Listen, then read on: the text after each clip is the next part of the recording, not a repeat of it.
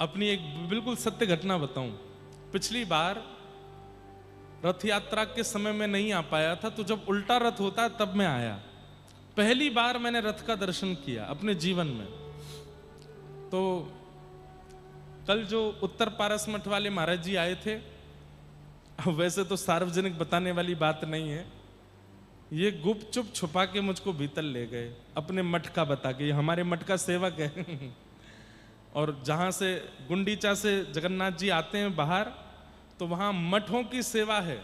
तो महाराज जी जो कल आए थे उनकी चंवर की सेवा है, वो जगन्नाथ जी को चंवर करते हैं। तो वहां रेलिंग लगी हुई थी, रेलिंग के पीछे मठ के सेवक जन खड़े होते हैं, तो मैं भी वहीं खड़ा था।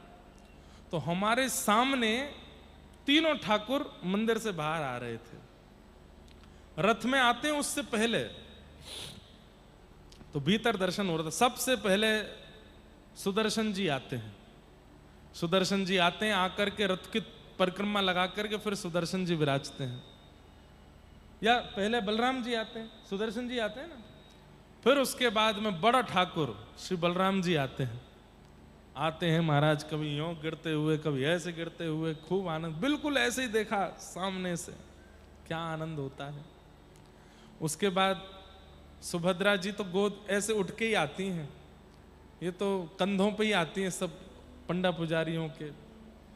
और फिर जब आना होता है महाप्रभु जगन्नाथ का, तो हमारे महाराज जी उत्तर पारस मठ वाले कल जो आए, इन्होंने एक बात कही मुझसे। स्कंद पुराण में भी शायद कहीं इसका उल्लेख होगा, और जो जहां भी है मैं उसका वर्णन करूंगा कि दारू ब्रह्म, दारू कहते हैं लकड़ी को, ये दारू ब्रह्म जो जगन्नाथ हैं ये साक्षात परमात्मा है। इसके लक्षण क्या हैं?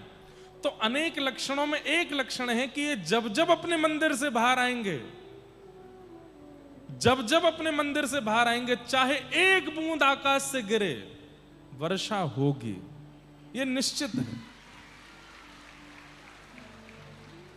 महाराज जी और हम ये चर्चा कर रहे थे, बलभद्र जी निकल गए, सुभद्रा जी निकल गई, सुदर्शन जी निकल गए, अब बारी कालिया ठाकुर आ रहे हैं। मैंने कहा महाराज जी, स्कंद पुराण में ऐसा कहते हैं कि ठाकुर जी जब जब मंदिर से बाहर आते हैं वर्षा होती है, यहां तो ऊपर दूर दूर तक बादल ही ना है। तो एक ब्रजवासी होने के नाते मन में ऐसी बात आने लगी, लाला नेक तो लाज बचा, कैसे करके कहीं ते तो वर्षा करो, कहीं ऐसा नहीं हो कि आप में वर्षा नहीं हो। स्कंद पुराण की या जिन भी आचार्यों से हमने ये बात सुनी, कहीं वो मिथ्या नहीं हो जाए। सब देख रहे थे जगन्नाथ जी आने वाले, और मैं देख रहा था बादल कहां है भाई, कहीं बादल नहीं दिख रहा है। मैं अभी भी बता रहा हूं तो मेरे रोंगटे खड़े हो रहे हैं। वो जो क्या बोलते हैं, जो नाद बजता है, होलू ध्वनि, हटकुआ, क्या बोलते हैं जो बजता है, सबको पता ही है। हुलू ध्वनि तो वहां होती बंगाल में जो करते हैं, यहां पे भी करते हैं ना। हाँ।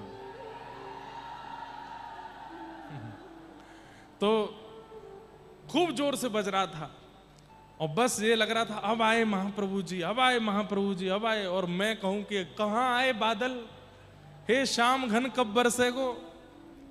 और आप विश्वास माने, जैसे ही महाप्रभु जी बाहर आए, जाने कहां से एक बादल ऊपर आया और रिमझिम रिमझिम रिमझिम रिमझिम वर्षा होने लगी।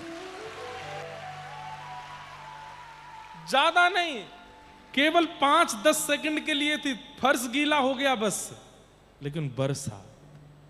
ये प्रमाण है कि ये साक्षात परमात्मा, ये जब जब मंदिर से बाहर आएंगे तब तब वर्षा होगी। जब कृष्ण जन्माष्टमी होती है, पूरे विश्व की नहीं पता मुझे, हमारे मथुरा वृंदावन में रात्रि 12 बजे वर्षा होगी, निश्चित होती है, चाहे कहीं भी हो। वहां की कोई बात नहीं कह सकते कि कहीं होगी कि नहीं, पर वृंदावन में, मथुरा में और कृष्ण जन्मभूमि पर भी ऐसा भी होता है ना, एक शहर में कहीं हो रही कहीं नहीं हो रही, कृष्ण जन्मभूमि पर वर्षा होती है। 12 बजे रात्रि को चाहे एक बूंद गिरे, लेकिन गिरेगी। ये प्रमाण है परमात्मा का।